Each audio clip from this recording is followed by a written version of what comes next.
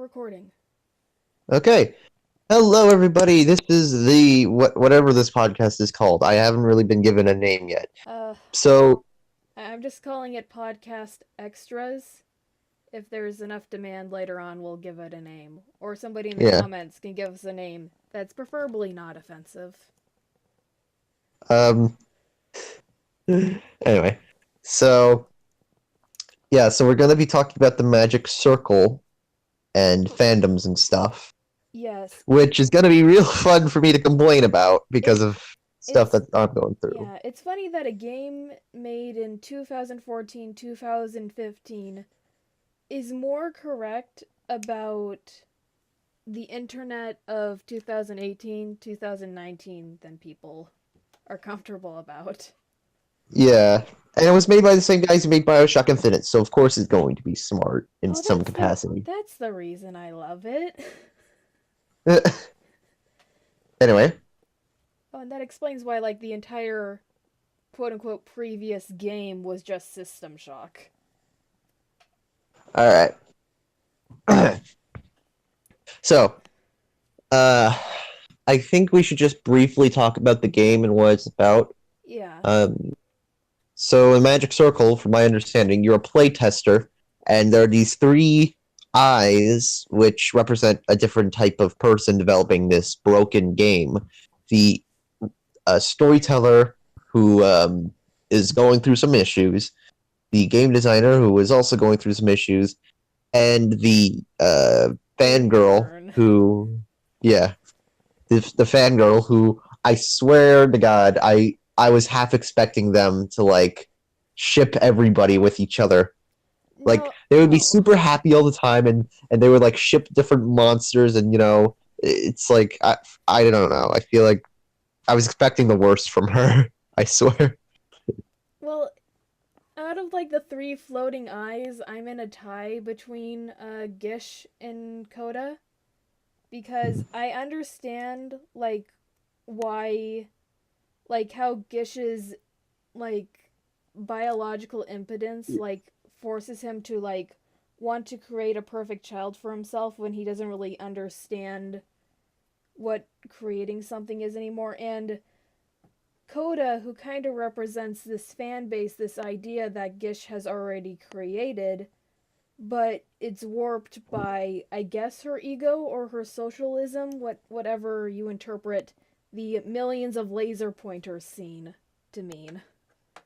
I just take it up as like overthinking it in a way. I guess. Yes. She's like a dog chasing cars. She wouldn't know what she would do if she got one. Dang it! I thought I would go through all of these podcast episodes with me without making a Joker reference, but here I am. Anyways, so yeah, I, I'm not really sure what to think of it. Like I know it's good. I mean, but for the most part, it's kind of like Firewatch in a way that you'd rather just watch a silent playthrough of it rather than actually play it. You know, Yeah. like it's more of a like a movie trapped in the game than an actual game in a way. Yeah, the mechanics are very interesting. I like the idea of this pseudo programming to finish a game thing. I just wish there was something more to it. Yeah, but then at the end where you like make your own game and like you have all these preset rooms and like preset enemies and you like make your own little level and they make that into a full game. I'm sorry, but I feel like it would have made more sense if you had like multiple levels to make, like 30 levels. You had to make the whole game. Because if there was really a game that came out, only one level, and that was the whole story, the whole thing, you'd, I mean, it won't be as bad as like Fallout 76, but it'd be pretty bad. Yeah. The thing is that releasing like I guess 15 minutes of gameplay is what I would like the max maybe somebody could create out of those presets. It Yeah. just reminds me that like that is an acceptable product that the fandom will be happy about. Just tells you the absolute train wreck that this game franchise was. Yeah. For all because we know, it came when it first came out. Uh, for all we know, when it first came out, it was like Hunt Down the Free Man with all well, these like stolen assets and stuff. it wasn't stolen access. It was just a choose your own adventure game. Ish wrote a book, and then Yeah. and because it was on a computer, it was technically a game, so he needed to make a sequel, and that was the System Shock area. And then it was done, and then he was like, "No, this isn't what I want my legacy to be," and he scrapped it all. Which I understand Oh why yeah. Coda is furious in that point, because there's been game situations where that's happened for real fandoms. Yeah. Alright. Yeah, I see what you mean. Yeah. So I think now that we have the game out of the way and people have a little bit of a context Oh to what yeah. we're talking about. We keep missing this one character. Old Pro, glowing eyeball man. Oh yeah, yeah, okay. It, So LSD guy, okay. yeah, there's another character, and he's supposed to be like the remains codes of the first game's protagonist, but Who went who he became Skynet, parts to the Skynet, and like he's sentient or something. he's really weird because in his goodbye scene it's implied that he's actually something more than a part of the game, because he mentions that at any time he could have completed the game himself, and during his iteration he did, but Hmm. then he stated my cage has always been more than steel beams and bricks, meaning that if he wanted to, he could have just left the program at any time. So I don't know I what he's a metaphor for. I always just saw him as like this potential like background villain. Like I was half expecting him to like go rogue and start like killing the programmers or something. Like just, Well, oh, I'm gonna strap you all in this game because you can't complete it. You're all incompetent. Die. well, Everyone die. Chaos, anarchy. Why so serious? You know, that kind of. he mentions that he mentions like, so I bet you're wondering when I'm gonna let out my evil laugh and start stroking my beard. The truth is I wanted to, but I'm too tired. Yeah, yeah. When I heard that, I was like, oh, So like okay. he has all this potential, but he's just so bored and lazy. Yeah, he's pretty much Chuck Norris if he never left the couch. He's like, oh, I can punch trees out of existence or whatever. But you know what? Uh, just one more episode. Like Thanos, but he didn't exactly care. Again, oh my god, I want to wipe out half the universe, but this chair is so comfy. Searching Mm. for the Infinity Stones is hard. Yeah, go do it for me. Whatever your face is, a blue-faced dude with like black eyeliner. Yeah, you do it for me, man. This is so comfy. Anyways, Yeah. so yeah, let's talk about the fandom side of things now. Yes, because that is the point of the game that really hits hard, and that's where, like, the villain shows its face, quote unquote. Yeah. So, Magic Circle, again, is a game that's only, like, physical iteration was this, like, text based game. But then I guess the hype for the original sci fi version, which I don't know how old Coda is, but apparently generated so much hype for a bunch of 6-year-olds that they became like this cult slash mob to the creator of the game. So basically, the current Harry Potter fan base, or at least back when the books are still being published. I I guess I'm trying to think of a fandom that's more appropriate, but I All right, so let's think of a fandom that's completely obsessed with the product and its creator, and practically will seemingly not die. Let's think of a few examples. Okay, I can't. the Homestuck, maybe. Who knows? Who knows? I can't seem to think of any fandom in particular. Not even like a brony or something like that. Or maybe. yeah. Hmm. maybe Elder Scrolls or what's left of the Fallout fan base that didn't decide that New Vegas was their new Lord and Savior. Let's think about this. It's really hard, you know? Yes. But I have yet to witness a fandom that is like as conniving and vitriolic as what Coda did.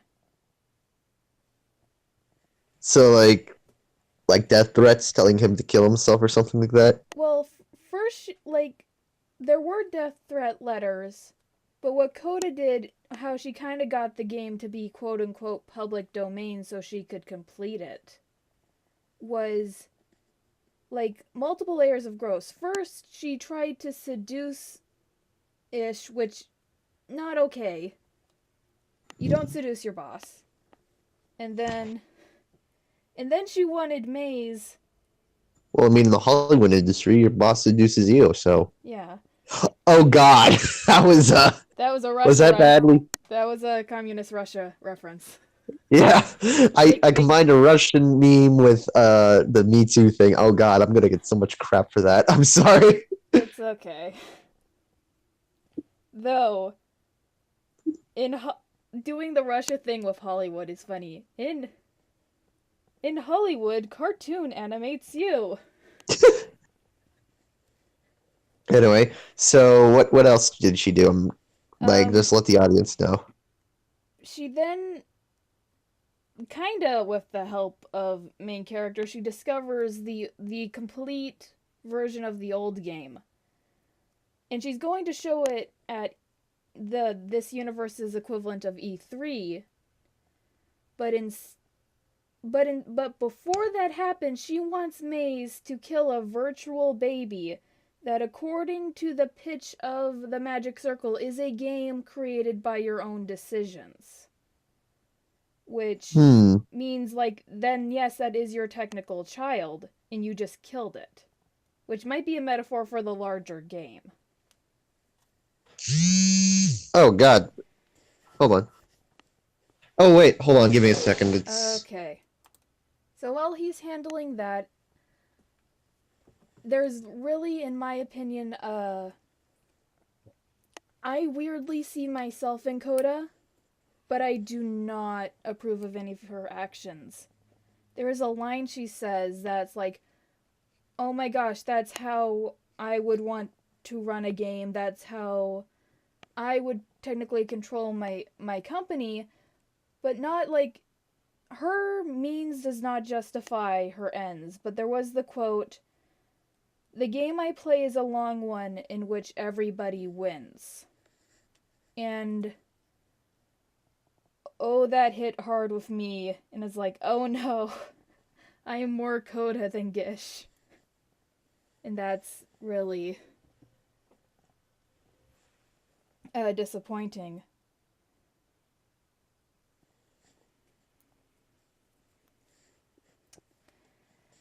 And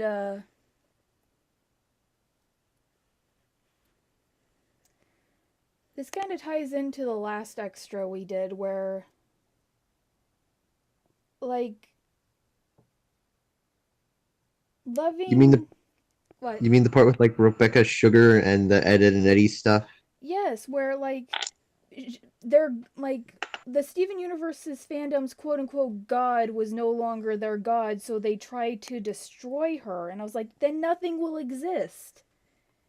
And that's how I kind of felt, like, with Coda, kind of be with all the laser pointers being like, oh, you can see that what I'm holding is a toy, but look at all these dots out here. Do you think somebody isn't as sane as I am? She's clearly not sane knowing the things she wanted to pull.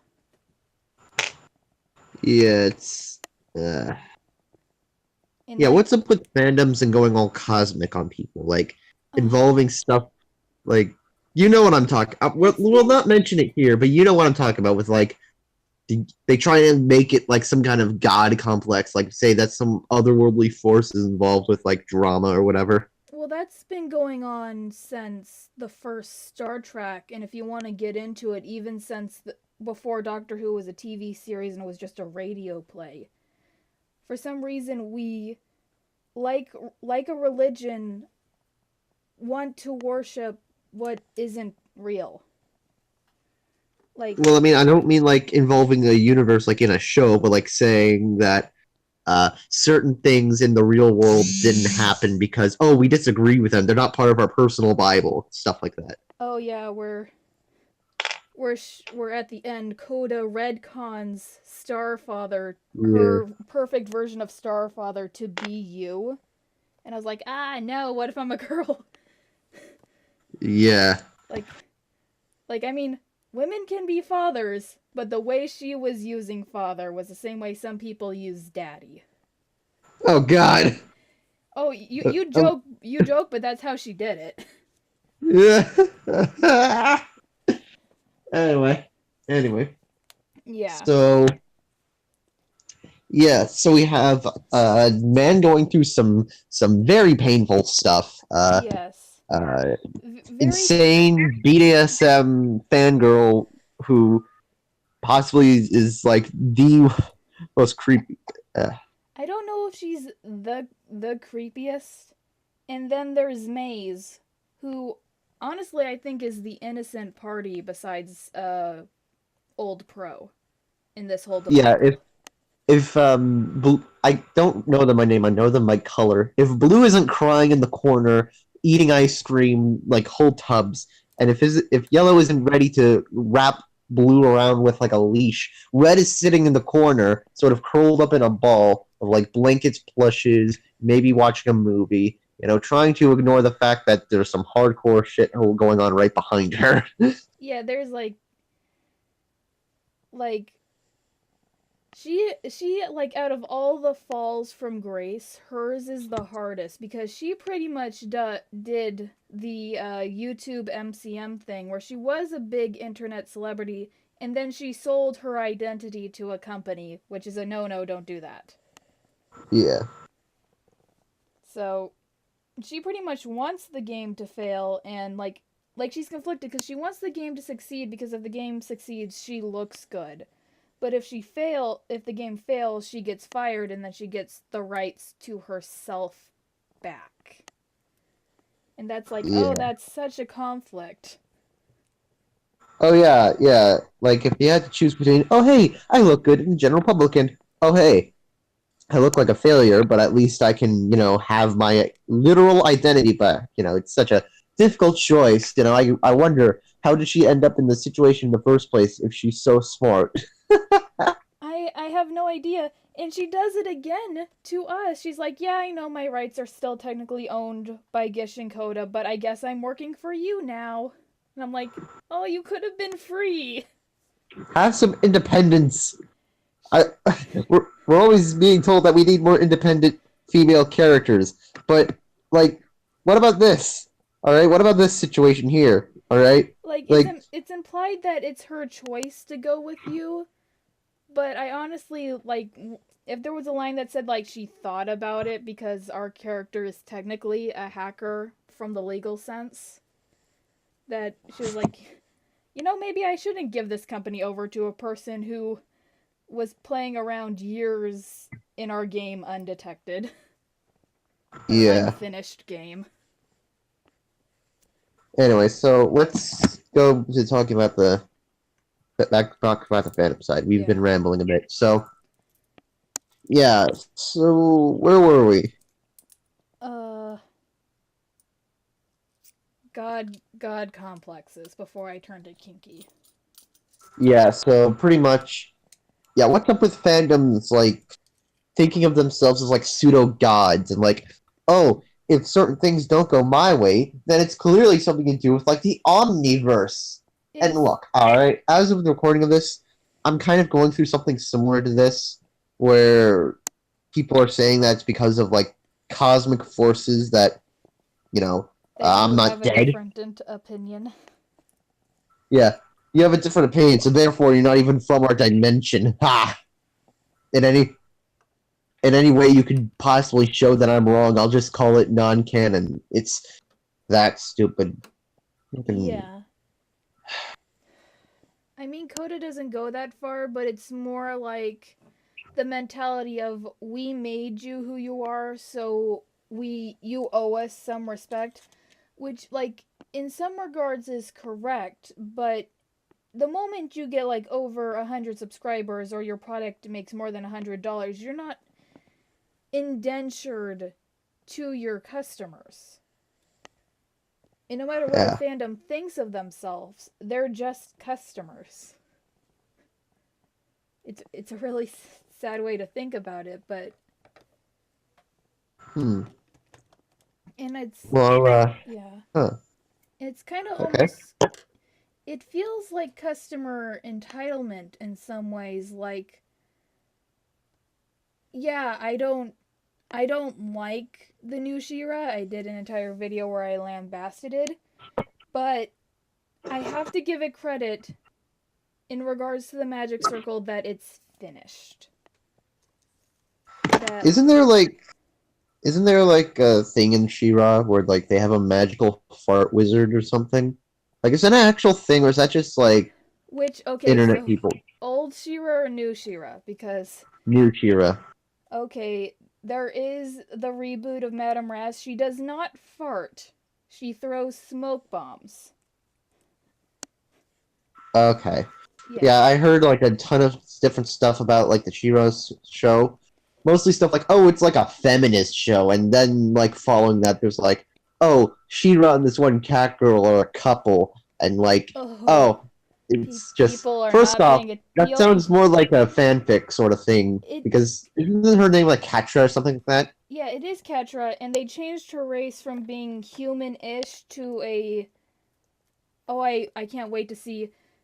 For the longest time, I called her race the Neko Neko Nyanya, which is not correct. Oh, It's not correct. They're called it Magi still sounds Cats. adorable though. Yeah, they're actually called Anyway, Magi Cats, and I'm fine with this race change, long as they do not butcher the Magi Cats because they were one of the most OP races in the original Shira. I'm still gonna call every cat person on like any media Khajiits. Just I don't know. I feel like that's just the best cat people race, in I my mean, opinion. to be fair, that's kind of what the Magi Cats are, except they can cast spells with their eyes, but they have a similar rolling R accent to Khajiits. I'm not gonna watch any show, whether it's on like pirated or whatever. I'm not gonna watch She-Ra until I know for a fact that there will be a scene where that Catra, like purrs and sits on like She-Ra's lap. Oh, she does that in the Something. first episode. They they How did they you they so adorable? sleep they sleep in the same bed. I don't know why. In a militaristic situation like the Horde, I don't think that would be approved of. But for some reason, in the first episode, they share a bed, and instead of sleeping in her own bed, Ketra just sleeps on top of Adora and purrs. Aww. Like, people are like, oh, they're a couple, it's so cute, my two waifus are together. It's like, no, this is a sibling situation. Adora's the Oh, big so they're still sister. okay. Because I was told that like they full blown make out and stuff in the Oh no, they show. don't. They don't make out. There's an episode called Princess Prom, which is just shipping fuel, Oh, and that's all it is. Frankly, if there wasn't an important character that showed up in Princess Prom, I would consider that episode like filler. alright. Also, the most conclusive thing I've found about the most conclusive thing about the show that I could find was actually through your video on it with your sister or something. Oh yeah, my little sister. Yeah, it was a pretty interesting insight actually because I was hearing all kinds of stuff like, "Oh, this wizard uses fart magic," or "Oh, every character in the show is gay and or lesbian and or bisexual." Oh, Shira and Katra are like a angry couple, an on again, off again relationship, stuff like that. You know, like generically. Well, Uh, I think it's backlash to honest because they called the original Shira sexist, which is not true. They pretty isn't much it called Shira and the Princess of Power? She-Ra, He-Man has to share his title with and the Guardians of the Universe. All right, She-Ra gets her whole title to yeah, herself. All right, yeah, she has but a then unicorn, a freaking unicorn. What boy toy has a unicorn that shoots flames? I bet nothing. yeah, but in the new She-Ra, they nerfed her by saying "and the princesses of power," and I was like, oh, okay. Oh, look, she has to share a title card now. Looks like the '90s knew what they were doing. Well, For, She-Ra was 80s, yeah. but Also, what? How did they explain He-Man? Is She-Ra and He-Man now separate things like Marvel and pretty Sony? Or much, pretty much in the new She-Ra, in this She-Ra, He-Man doesn't exist. oh, And apparently Grayskull doesn't exist, so I don't know who in the honor of she's calling with that sword. yeah. I was like, In why? the honor of. Oh wait, we can't say that anymore. Okay. Like, I'll how do you say fight in for honor. something? Oh, How do you fight for the honor of something that doesn't exist? look. All right. I'm just gonna say this right now. With it's gonna be like Sony and Marvel, where for the first 10 years of these reboots, She-Ra and He-Man are going to be completely separate things, and then by year 10, some deal will happen. They're like a crossover episode or something. I honestly, as much as I praise it for being a finished product, I still have so much problems with it that I would prefer this version of She-Ra to be canceled within the next 10 years. Uh, Like, Also, there's that new He-Man, which is basically no, not He-Man. Thundercats. oh, Yeah, don't remind me of Thundercats, that hurt me. Oh, yeah. Wasn't I grew up with like Thundercats 2011 where they got an actual anime studio and it was really cool. And then I saw like this CalArts Marshmallow Cat waddle on screen and I was like, Lion-O, what happened to you? you really let yourself go, huh? Yes. I guess your quest really did weigh on you mentally, huh? And I mean if you And also, yeah, if you look up the origins of Lion-O, he's been through some stuff because his family isn't his real family, and he was actually like cryogenically frozen for 1,000 years. It's like a really messed up origin story. I guess we know where Fallout 4 gets its origin from, I huh? I guess. But I mean, Anyways, after being cryogenically frozen, he's like raised again, so I guess he's more Sean than the main character of Fallout 4. okay, yeah, true. But anyway, so yeah, real quick thing about the uh, Thundercats.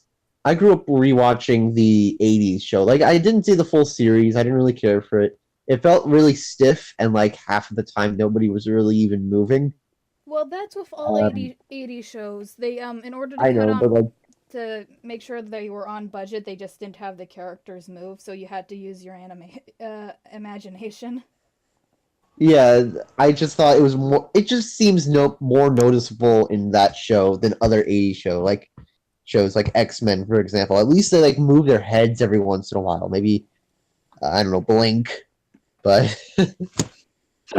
Yeah, and I anyway, think that's the reason why like he in the 80s He-Man and She-Ra was so noticeable. Like while the animation was stiff and they used rotoscoping, which is where you trace over live action footage, it there were yeah. some at least coherent fight scenes. Yeah, and half naked men all over the place. But let's ignore the fact that there's a reason that half of the fan base is all female. Let's be honest. Let's be honest. There's that fan service. uh, Yeah.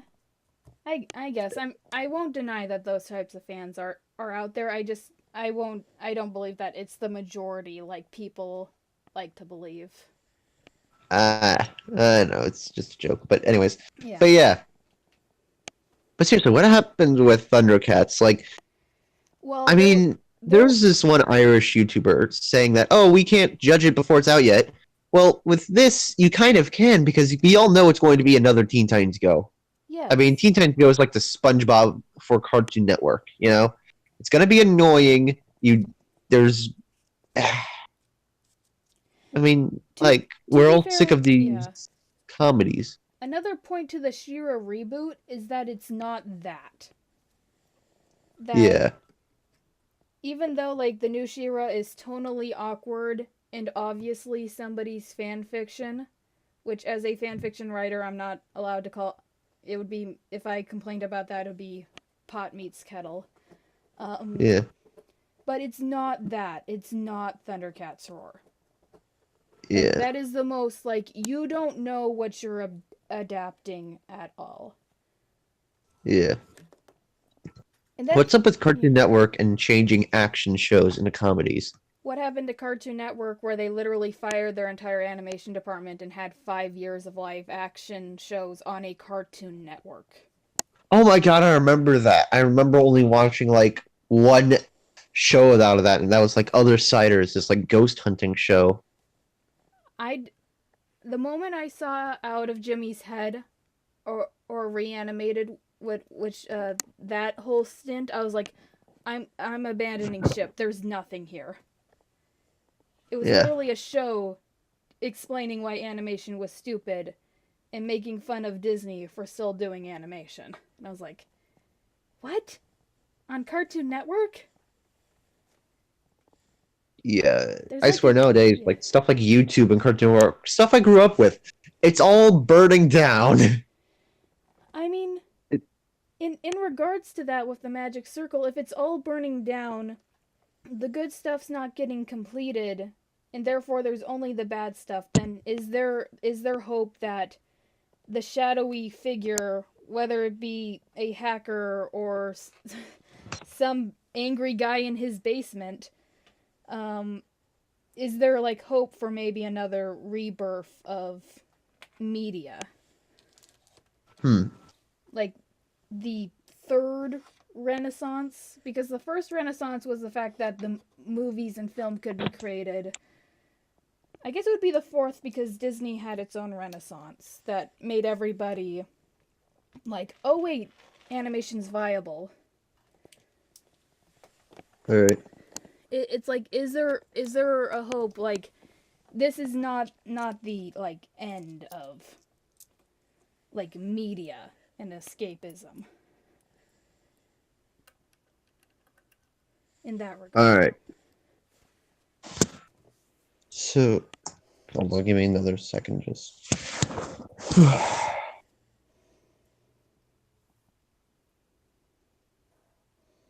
uh, all right, just continue talking. I'm just gonna work on this stuff on the side. Oh shoot. Yeah.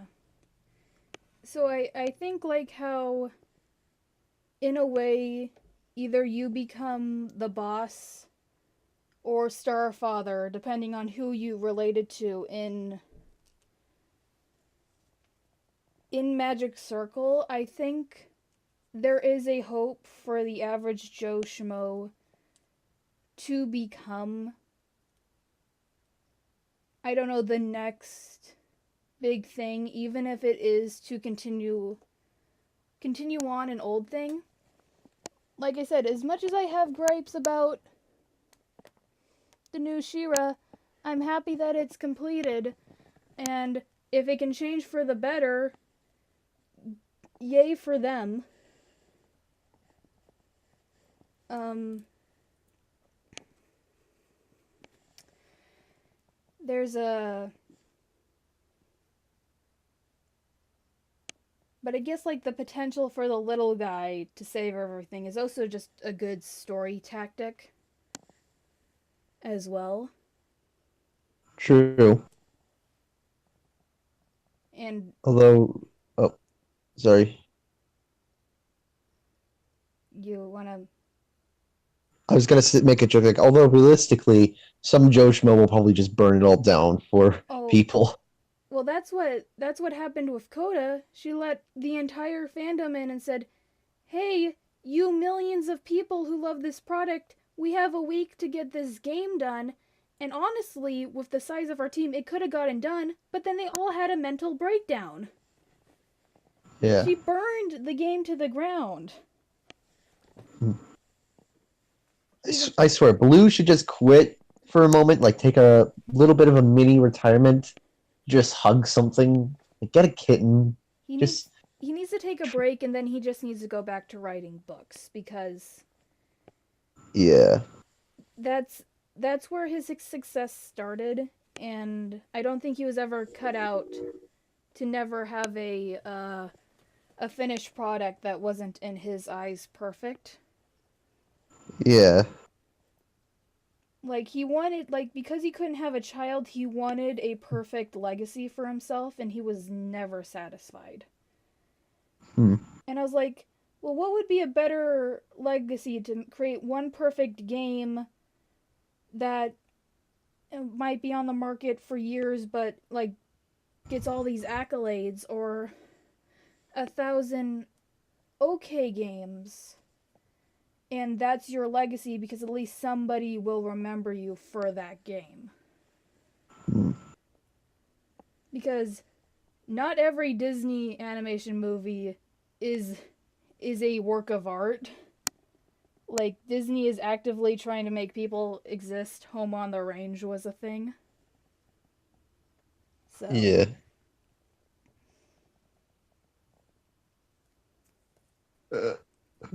Anyway. Uh, um. It's only 40 minutes and 20 seconds long, so uh, you got a point or I a think we. question that might be applicable? Well, I guess for one thing, since we're talking about fandoms, let's talk about different like fandom stuff in the real world. We've talked about the Magic Circle and how that works, so let's talk about whatever. So, first things first. So. hmm, I think a good place to start with fandoms when it comes to talking about them is sort of why they exist. Uh, so, what are your words on that? I'm going to let you take the Well, mic for a second. a fandom exists as to be a community of people who like a particular product or person. They're supposed to be a community with each other.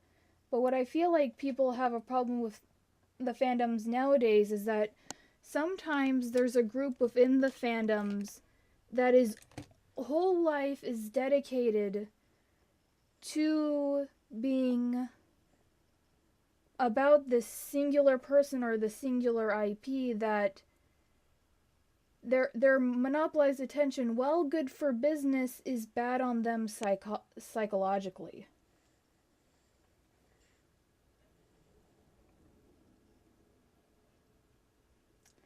And honestly, the community aspect of fandoms is actually fairly okay. It during like the beginning of what we consider nerddom, you were either very closeted or you had to track to your nearest bookstore or gaming store just to kind of have a basic conversation about like the thing you were interested in. And now with the internet, it's all hyperconnectivity, and like you really see like almost like religion ideas of what the a product is and what the person who's made its intent was, and how that should dictate their lives, when that really isn't how it should be. It should really be an enjoyment for enjoyment's sake. And if like having paranoid attacks about like and I don't know, having an attack because a certain character gets a certain ability which makes them quote unquote OP, but they've deserved it through the entire journey of their story. And there's like a fissure that divides, that destroys the entire community because of that. And like people are honestly distressed by it, then I don't think the show brings you as much joy as it did for you to truly be a fan of it in that regard. And I think that's like, again, like, I don't want to keep using religion as an example. So let's say cults. Extremist ideology is the, like, oh, if you don't like what I like, then there's something obviously wrong with you. Well, Hoo hoo hoo. Knowing the bet I set up, I'm gonna give the worst hint and I'm gonna seem like a hypocrite. I don't like the new Shira, but I wrote a fanfiction on the new Shira, thinking I could make it better. Um, I could not. I just made a fanfiction about a public fanfiction, so. Awful me.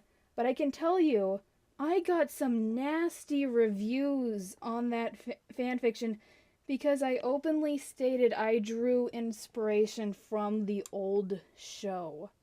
I had to delete I had to delete one because it was the like most vitriolic, not helpful thing imaginable.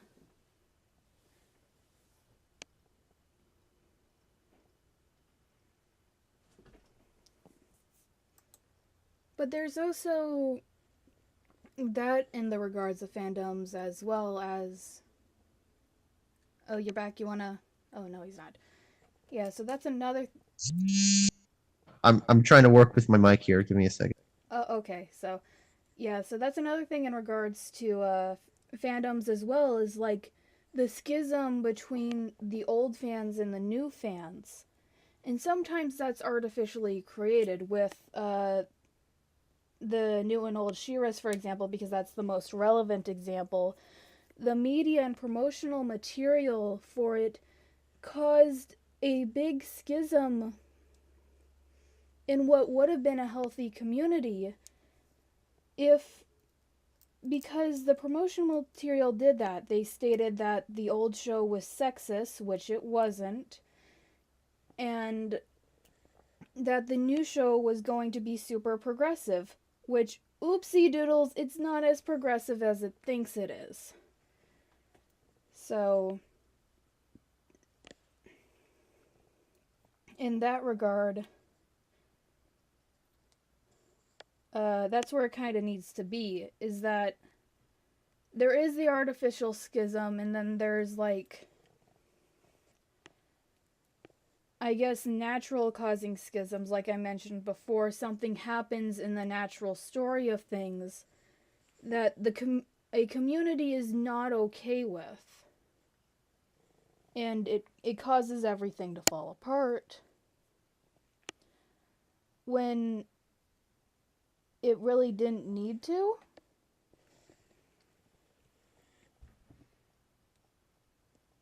Yeah, I think I know what you mean. There's like this sort of apocalyptic event sort of thing for the fandom. The meteor hitting the planet, stuff like that. Yeah. Or as I think the best example of this, give me a second. I think I can think of a pretty good example of what you're trying to talk about here. Almost heaven, West Virginia, Blue Mountain, Shenandoah River. I mean, is Fallout like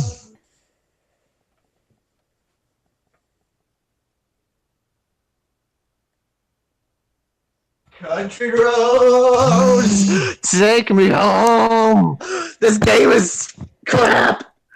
Why did you fail me, Todd? Why did you fail me, Todd? What happened, Todd? Who touched you? Who hurt you, Todd? Oh, oh, the reboots and remakes of Skyrim were too much for him. Ah. I mean, knowing how interesting of a roller coaster the sales for Elder Scrolls Online was like, yeah, let's do that to Fallout as well. It's only gonna take 5 years to make our money back.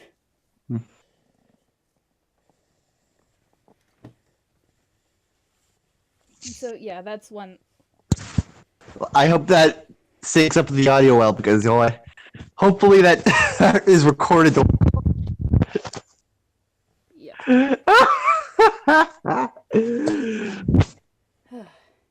So, do you want to do your entire speech on what fandoms are? Yeah, sure. So fandoms, they can mean a few different things, but I guess fandoms and communities, they can either revolve around a certain thing or a certain idea. And with the idea part, it's very difficult to tell whenever a fandom is about like a certain kind of content or a certain idea. You know it's about a certain idea when you're immediately called a heretic for saying that a certain member of their community was toxic for doing something, well, toxic. Uh, you might know exactly what I'm referring to, but I'm not going to talk about it here. But pretty much, even if the community has basically a reputation for doing that kind of thing, even if it's that one person who actually did it, it's what people are going to associate your community with. And if you're going to call someone a quote unquote heretic for saying that somebody who did some bad stuff was bad for doing that thing, it's stupid. It's all stupidness. It's all dumb. I'm a contrarian, and I say everything about this fandom is stupid. And and look at that, how that went for me. Oh, yeah. In fact, as of this recording, I'm kind of I don't know what to expect at this point. I mean, these people, the logical hoops they jump through are absolutely mind bending. It boggles the mind. Yep. Yeah, so moving on from my personal drama and my little I guess I want to punch somebody in the face fest. Uh, let's talk about bronies. So, for context, I used to hate bronies mainly because the first time I ever met one was at a birthday. I always forget if it was my own or someone else's. It was a 16-year-old guy. Looked pretty normal. I was at a birthday party. This guy, 16-year-old, walked up to me and asked, keep in mind, I'm a little peach, okay? I'm just a little kid, right? I'm like I'd say like 10 years old. 10, maybe 9 years old. I was a PewDiePie 9-year-old then, but I guess like a Kids Next Door member, I had to leave back once I turned 10. But anyways, uh, but basically, this guy, he asked me, "What do you want to know what a brony is?" And I said, "Sure," assuming he was referring to like a character or like an army or something like that, like a fictional army. He then shows me, uh, let's just say, erotic content made by the fans for the show. Well, that's not how you I introduce somebody to a fandom at all. Yeah, I remember exactly what the picture was too. It was basically like this body pillow of this little yellow horse with red hair and a big pink bow. Just, oh god. What's with people wanting to bang Fluttershy? Wait, I thought Butterflutter was whatever. Do people actually call her Butterflutter? Is that like a name or is that like a ooh, this is my waifu kind of thing? It's a waifu code name. Oh god. Anyways, so I'll just call her. I'll just call her meth addict, closet meth addict. There, that's what I'll refer to her as. Never mind. Anyway, I'll just call her Fluttershy, I guess. Yeah. So the Fluttershy, I thought she was the one with the pink hair. This one had like red hair and a big bow. I have no idea who that is. There is Pinkie Pie who's all pink, and then there's Fluttershy that is yellow with pink hair. Yeah. Isn't one of them like? I heard one of them was autistic, like unironically autistic, like somewhere on the spectrum, like a purple one, like a No, purple okay, so one with a... Fluttershy, I forget who in a Twitter post stated that she's not autistic, she has OCD, which is different. Okay.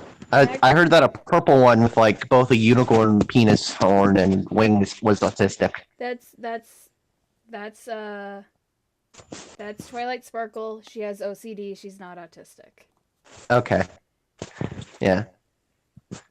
And yeah, moving on. OCD in the way that she can't leave her house unless all her books are organized a certain way. OCD. So Oh, so she's basically my Skyrim mage character, or at least like the character where I'm like trying to collect all the books from the game. Oh well.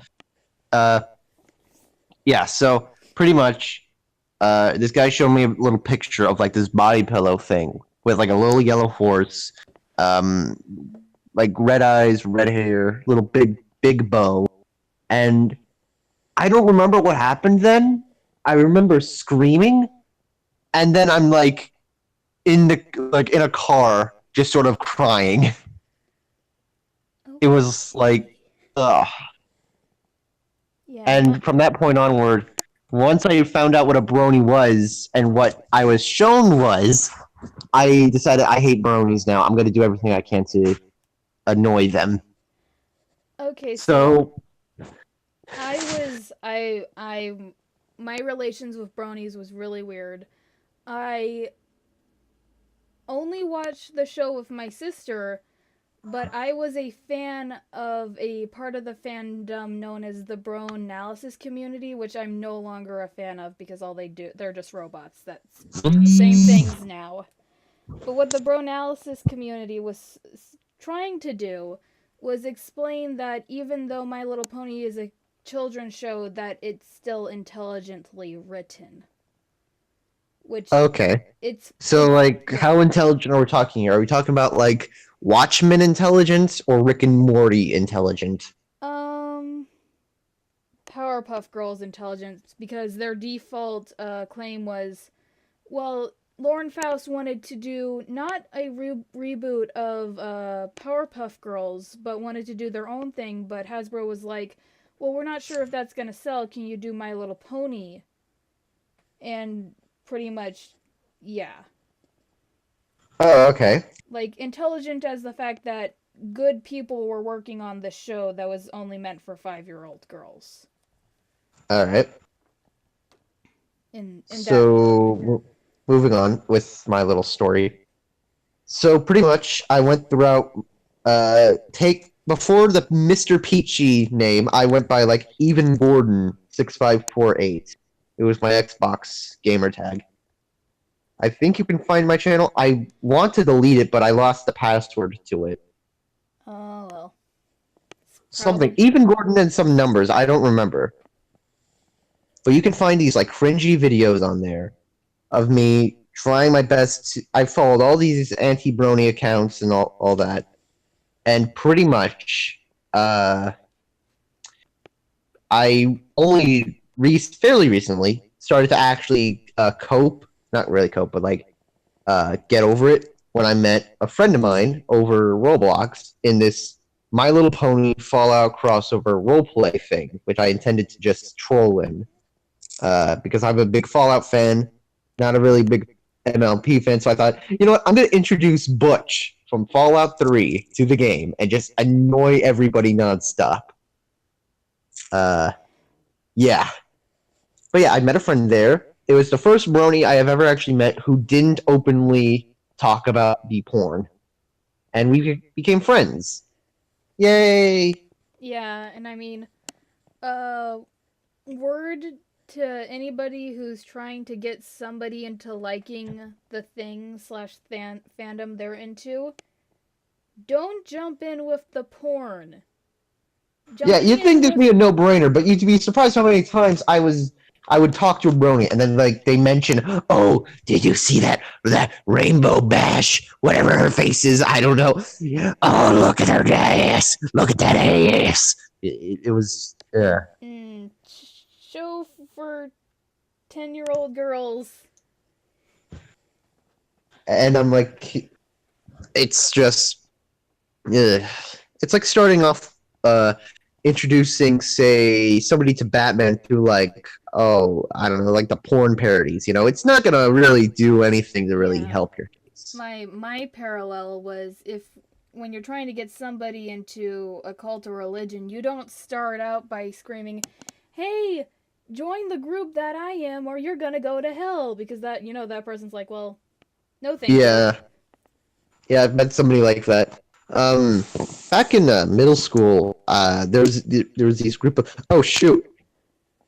Wait, wait, are you there? I'm here. I'm here. Okay, I thought I exited the voice chat. I was like, oh no.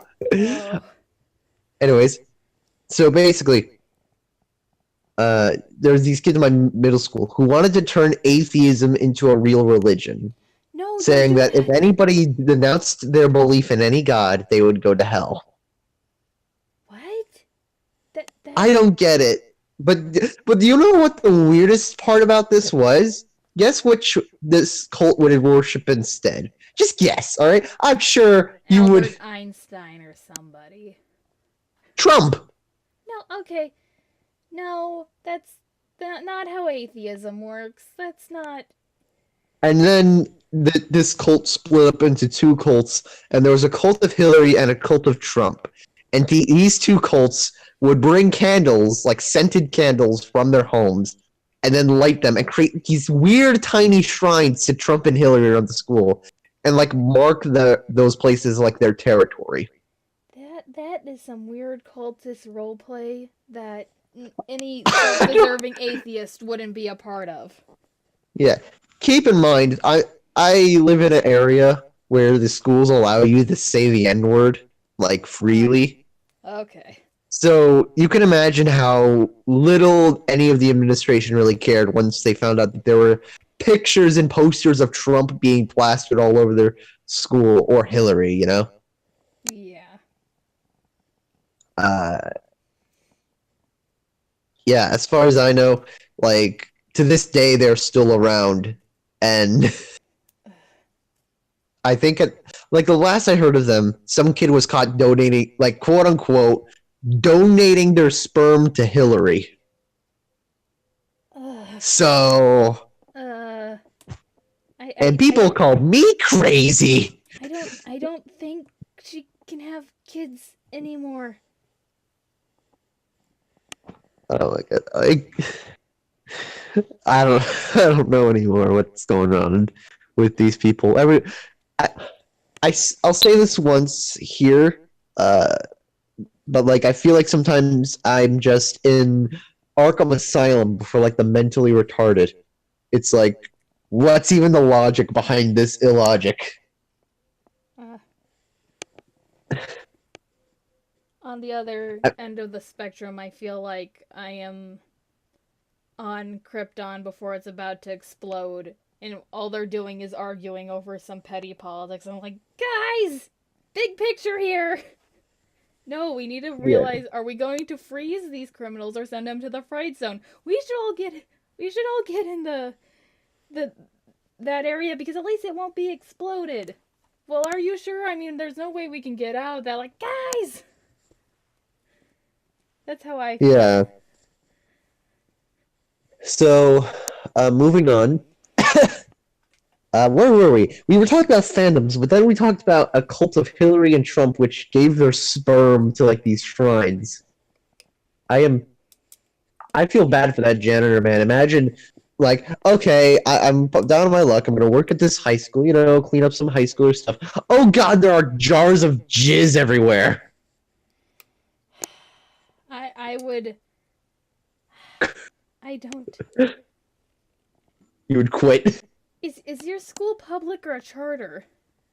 I I need don't- because in a public school, the janitor is supposed to report that as a potential sign of sexual abuse. Like a teacher could lose their job because he could there is sexual content going on at the school if it's public. Wait, then what about if it's charter? Um if it's charter, he's supposed to go to his boss, and because his boss is, depending on your state, every every principal should have been a teacher or at least has an education degree, and because of that, so you know how doctors have the Hippocratic oath, like we're not allowed to harm our patients and stuff. Yeah. Teachers and educators have a similar oath where if they believe a child is getting harmed or witness a child getting harmed, that they need to act in the best interest of that child. So pretty much if they Yeah. don't, they're breaking the law. Uh, So if there's jars well, of this was jizz in your a school, public then school. somebody's not doing their job. Yeah. Speaking of, at the same middle school, um, while I was in my first year of high school, my Photoshop teacher was caught going to the campus drunk without any pants. They Oh my. literally just parked right outside of where they worked, got out, walked into class, and nobody found out that they weren't wearing pants, or at least nobody said anything until like the sixth period. Did he just not leave his desk? I don't think so. I think he went to. I think he went to the bathroom in his desk. Okay. So yeah, Oh my. and just recently, a guidance counselor, or like I guess the school psychiatrist, was found out was having like sexual relations with like 50 kids. That happened at my school, but it was only one chick. So, Uh, yeah, for me it was like 50 kids were like regularly like sending nudes and all kinds of stuff to this one like psychiatrist. It was disgusting. this is the reason once upon a time it was against the law to be friends with your teacher. Now everybody knows each other's Facebook. Yeah. All right. So moving on. Yeah. uh. So yeah, fandoms. Yeah, that's what we were talking about. Yeah. Uh. Yeah. So pretty much with fandoms, people get way too attached way too quickly, and it's almost like a cult. I was ousted as a conspiracy theorist for comparing uh mob mentality to a hive mind, because apparently when I say mob mentality is like a hive mind, I'm Alex Jones now. Because Mm, having a basic opinion, having an observation that is kind of obvious to anybody, uh, is enough to be called a conspiracy theorist. and it's funny because I think the person you were criticizing did a video that was anti fame leeching and anti bandwagoning, which is what those people are doing to you because you have that contradictory opinion. Yeah, it's like coming from the guy who made a video about black and white mentality and how that's a bad thing. You sure can't really seem to understand why somebody would think that, hey, that one time one of your community members framed somebody as a pedophile for absolutely no reason. They're a bad person, and you shouldn't be calling them a friggin' hero or a comedian. It's Mm, like, yeah.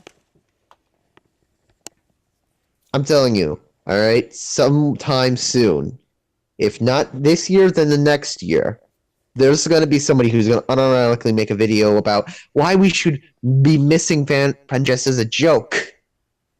That like don't make it as a joke knowing your current situation. It's just that Yeah, whole people will take me situation. seriously no matter what I say. People take me more seriously when I'm pretending to be the Joker than when I'm talking to you like how I am now. Yeah, and that's kind of sad. That Yeah, it's absolutely depressing. I only told one friend in real life about this, and you know what she told me? what? I should have known this was a bad idea from the start, knowing the internet. Oh. And to be honest, I agree with her entirely. Okay, on the site that loves to point out ARGs are fake the moment they come online is the same site that can't tell the difference between a kayfabe personality and a real one. Yeah, do these people actually think that I go around quoting the Joker nonstop and like laughing like a maniac? Like, granted, the laugh is real, but do you seriously think my catchphrase that I say to everybody is, do you dance with the devil in the pale moonlight? Like, do you seriously think I do that? Do you seriously think I'll go around blowing up boats? Like, are you kidding me? And then when I explain that, hey, it's an act, you know what they tell me? Oh, it's non-canon. Like, dude, are people treating this like it's an ARG? Did I just start an ARG and not even realize it? I yeah, I mean, it's your situation is all types of confusing. What? Yeah, your situation is rather conf- not confusing, but it's like, you're not serious, right? Like to your opposing party is like, this is just some long-standing. I have no idea. Yeah, was Just anybody when Creepy Leaks showed up, did anybody just say like, "Oh, the reason Slime Beast is wrong is because the universe told me"? no, not Did it? Was because the anyone? not because the universe told him, but because he was an awful 40-year-old scumbag that was just trying to expose the creepypasta narrators as evil because he couldn't get famous on his stories without them. And I was like, you know he was an extra on Dawson's Creek. Yeah, Not a joke. He like if he wasn't taking care of his mother, he has a decent skill set to have a job. hmm. I heard he was actually a extra in a musical. Like, I forget he did TV before he got into video games. all right, Yeah. Slime Beast, if you're listening to this, tell me how many skills you have because I've heard all kinds of stuff, like stuff that you were like a musical theater kind of guy to like I think it was like neuroscientist, something like that. You're mixing up Matt Pat and Slime Beast. No, no, no. I mean, like, no. I'm not. I know Matt Pat is like theater too and stuff, but I even heard like I swear to God, like I once heard, I forget from who, but like that Slime Beast is like basically a college professor in like half of everything you need to know in life. Like that's what Oh, one guy told me. He was pretty much a college professor in like half of life in general. okay. I know Slime Beast is smart. I don't think he's that smart. I I don't know. I'm always hearing something new about him like every month or so. Like I heard he started to learn Dutch. Just, I mean, granted, he probably might be. Who knows? But like a little random. I just know him as the guy that does podcasts, makes video games, and talks to his cats on Let's Plays. Oh.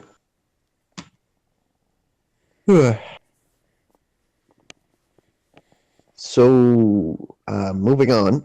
Yeah. So Let's let's not see. We end. talked about the magic circle. We talked a little bit about fandoms. We talked about the insanity of high school in general, and we also mentioned a brief bit about how I'm apparently confusing Slime Beast for Pet. I where do we go from here? All right, it's just We can end it on that. Is well, I'm here's kind a of tempted to talk about this certain community that I'm having problem with, and just sort of ramble about them here. just ramble a bit about it here just for a little bit of length. If anybody's made it through this point in the podcast, they're here for our voices and not what we're saying. Yeah, okay. So let's see. Where do I even begin with this? So I'm not going to name names, but what is the point of telling somebody to go on a mass shooting if it's for their mental health? Like this is in general, not even just what this fandom talk about, but like when I used to go to therapy, one of the worst piece of advice that I would ever be given. Usually they would just tell me, "Oh, I'm sorry about that. I hope it gets better." But like when I actually got advice from the therapist, you know what they told me? What? Just shoot up the school. It's what we're expecting. It's why would you Mm, if you're suspecting that somebody has some mental issue, no, no, why would you tell them to go on a mass shooting? no. If your therapist really expected that, then they needed to get you into a nice, decently padded hospital room and get you tested for things. Don't, gosh, that's. Like what no wonder we're having all these mass shootings. The therapists are telling people to go on them. I mean, I currently go to therapy and take meds, and the worst thing they're worried about me is becoming the manic depressive that never leaves the bed and or bathtub. Yeah. Like look, all right, I don't think I have that many mental issues, okay? But I swear, no matter what issue I would give these therapists, whether it's like something about homework or school or whatever, they just tell me, go on a mass shooting. Like over the littlest thing. That It's that's not a very healthy way of Like, thinking. yeah, at least my therapist would question me to death. Like, force me to go to the logical conclusion of my fears. And all that's like, oh yeah, I guess I can't quit my current college path to do what I want because then I'll be homeless, poor and alone, and nobody will love me because I'm homeless and poor. Thank you, therapist. Yeah, my therapist wouldn't do that. She'd just go, "Oh, sorry to hear that. I hope it gets better." Hmm. Like, they wouldn't really even give me a diagnosis of some kind, like, "Oh, I think you have anxiety or whatever." Like, no, they just tell me, "Oh, well, I hope it gets better for you. Goodbye." $50, please. Yeah, Or 200, whatever you're being forced to pay. I don't know. It's just Ugh. yeah. So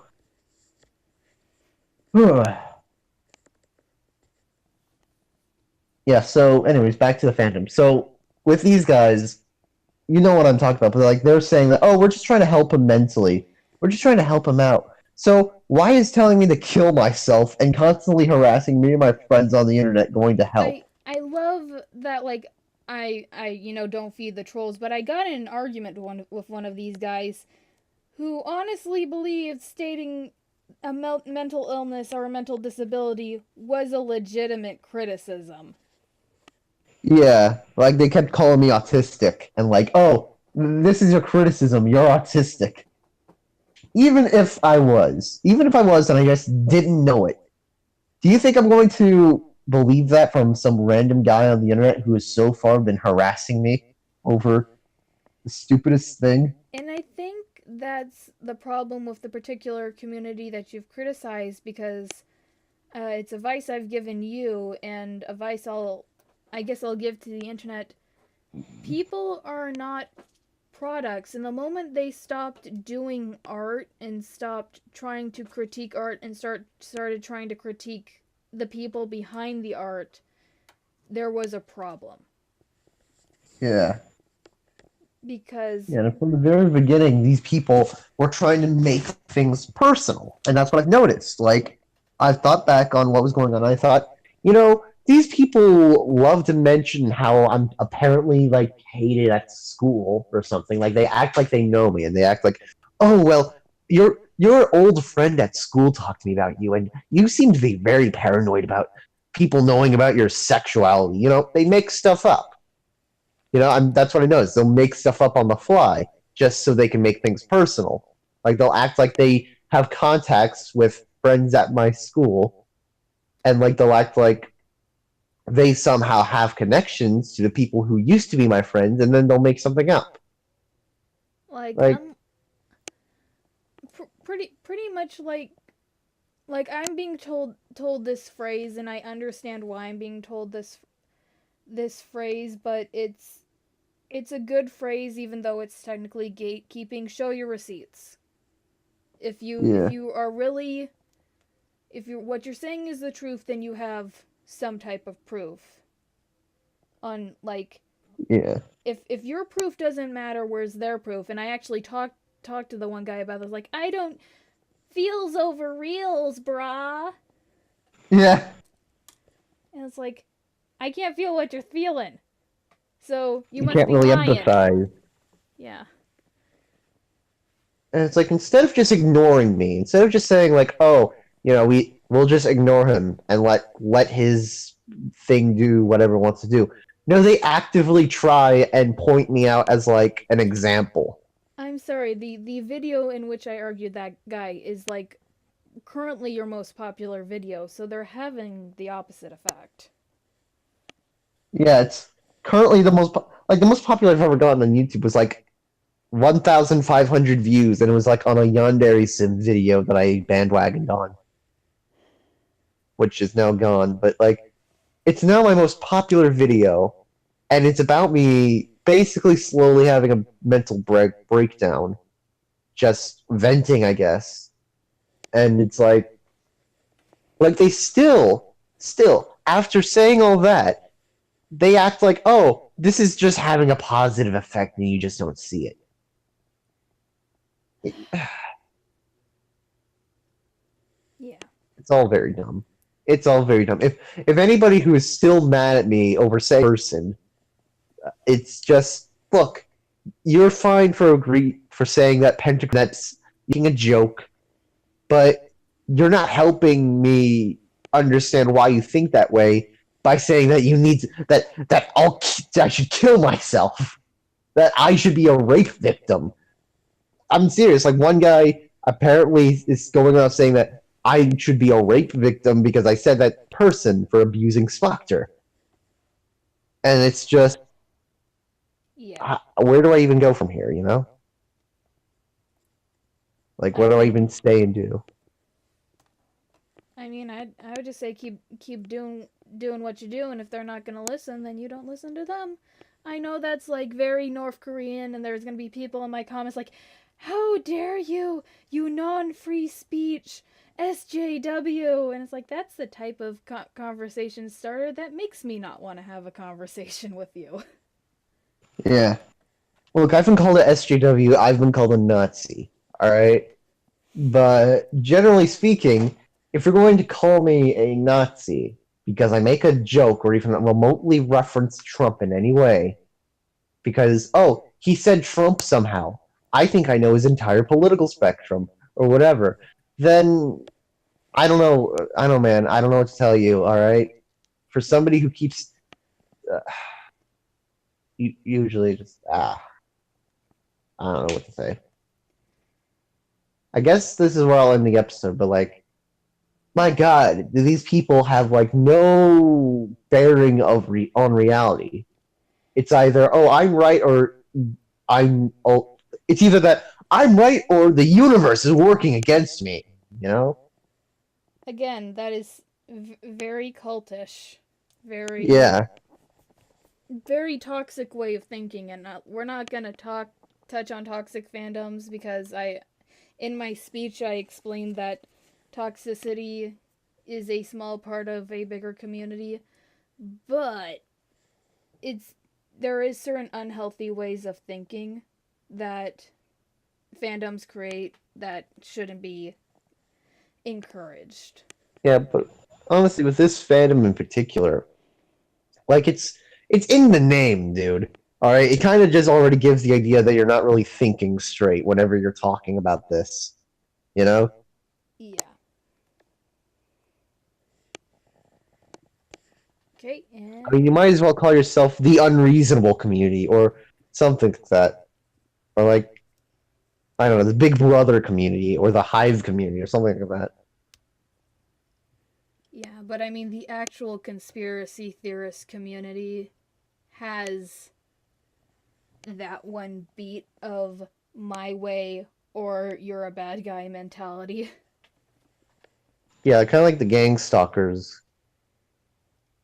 like or the gang stalk. Yeah.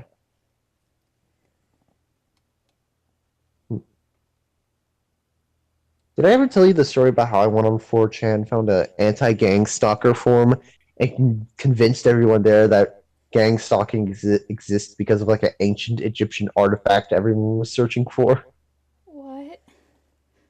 Yeah. Okay. So I went on 4chan, right? I went on B, and there was this anti-gang stalker forum, and pretty much I went in there, pretended to be a gang stalker, and said, "You don't want to know why we're stalking all of you? It's because your ancestors hidden a ancient Egyptian artifact in the ocean, which is a key to unlocking Atlantis, which will basically, when the stars are aligned and we have the artifact, we can pretty much take over the world."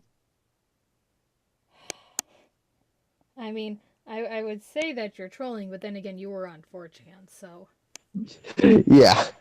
I mean, it's 4chan. You know, nobody should be taken seriously. It's all meant for fun. But, like, these people took it seriously.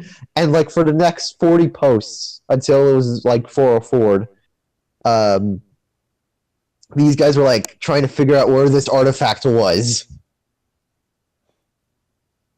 Goodness. They determined it was somewhere in, like, the Pacific Ocean. Like the northern Pacific Ocean. And, like, Atlantis was in, like, the Great Lakes. Okay, to be fair, that is close because Canada believes. So you know how Canada kind of has like a tiny like on the East Coast side, they kind of have like an area of land that juts out but not as bad as America. Yeah. They believe that once upon a time that was a land bridge to Atlantis. Therefore, the Inuits, that some of the Inuits of Canada are descendants from Atlanteans. And I was like, ah, Oh. no, literally, that's what Okay. if you ever look up Canadian Whites, which is the a brand of comic books that started before American comic books. Um, being an Atlantean was like one of the biggest things that Canada had going for superheroes. Oh. So I guess I was gonna make an Aquaman joke, but I forgot it. Yeah. Okay, and I'm gonna end the episode there.